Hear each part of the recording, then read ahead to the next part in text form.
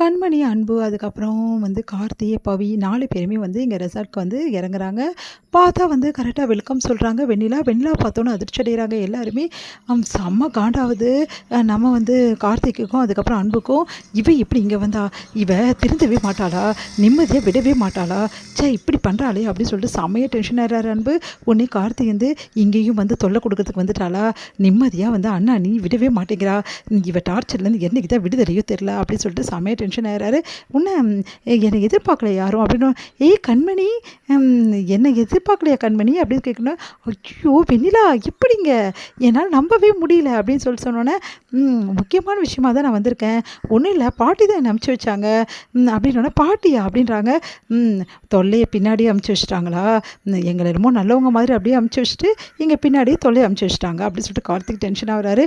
"என்னென்ன இதெல்லாம்?" அப்படின்னு சொன்னேன். "எனக்கும் ஒன்றும் புரியலடா, வாடா" அப்படின்னு சொல்லி கேட்குறாங்க. "என்னாச்சு? எப்படி நீங்கள் இங்கே வந்தீங்கன்னு?" சொல்லிட்டு பவி கேட்குறாங்க.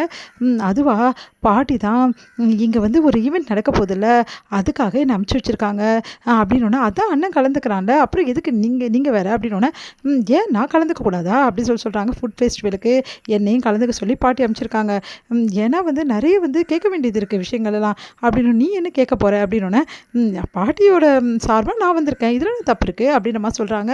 அதை கேட்டுட்டு அன்பு செம்ம கடுப்பாராரு. கண்மணி "ரொம்ப சந்தோஷம் வெண்ணிலா, உன்னை விட்டு பிரிஞ்சு வந்தது தான் எனக்கு ரொம்ப கஷ்டமாக இருந்தது.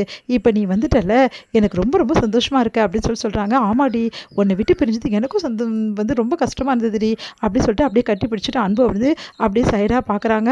அதை பார்த்து அன்பு செம்ம கடுப்பாராரு. அடுத்து "சரி ஓகே, சரி ரூம்லாம் உனக்கு எப்படி இங்கே செட் ஆகிடுச்சா?" அப்படின்னோடனே, நான் எல்லாத்தையும் புக் பண்ணிட்டேன், எந்த பிரச்சனையும் கிடையாது. கண்மணியோட பக்கத்து ரூமுக்கே நான் வந்திருக்கேன்" அப்படின்றாங்க. அதை கேட்டுட்டு அப்படியே செம்ம டென்ஷன் ஆகுறாரு. பார்த்துட்டு அன்பு அடுத்து இங்கே சரி ரூமுக்கு போயிட்டு ரெஸ்ட் எடுக்கலாம் அப்படின்னு சொல்லிட்டு எல்லோரும் ரூமுக்கு வராங்க. இங்கே "இங்கே பாரு கண்மணி, கொஞ்சம் இங்கே வாயேன், ரூமில் கொஞ்சம் ப்ராப்ளமாக இருக்குது, இங்கே வாயேன்" அப்படின்னோடனே, "ஒரு நிமிஷம் இருங்க, இங்கே வந்துடுறேன், முதல்ல நம்மளோட லக்கேஜை இறக்கி வைக்கல கண்மணி, அதுக்குள்ளே எங்கே போகிற?" அப்படின்னு. "ஒரு நிமிஷங்க" அப்படின்னு சொல்லிட்டு வெண்ணிலா பக்கமே போகிறாங்க. உடனே பார்த்து அப்படியே சைலண்ட்டாக ஒரு பார்வை பார்க்குறாங்க வெண்ணிலா. அதை பார்த்துட்டு அன்பு செம்ம கடுப்பாராரு.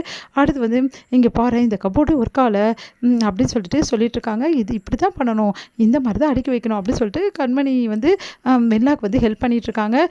"கண்மணி கொஞ்சம் வரியா?" அப்படின்னா, "அதோ வரேங்க, நான் அவர் கூப்பிட்றாரு, அப்புறமா பார்க்குறேன் வெண்ணிலா, இதெல்லாம் எடுத்து வச்சுக்கோ" அப்படின்னு சொல்லிட்டு போயிடுறாங்க.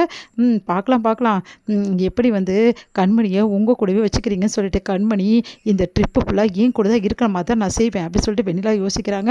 இங்கே கண்மணி பார்த்துட்டு இந்த அன்பு கேட்குறாரு, "என்ன கண்மணி இங்கே கூட வெண்ணிலா கூடவே இருக்க, அப்புறம் என் கூட இருக்க மாட்டியான்னு?"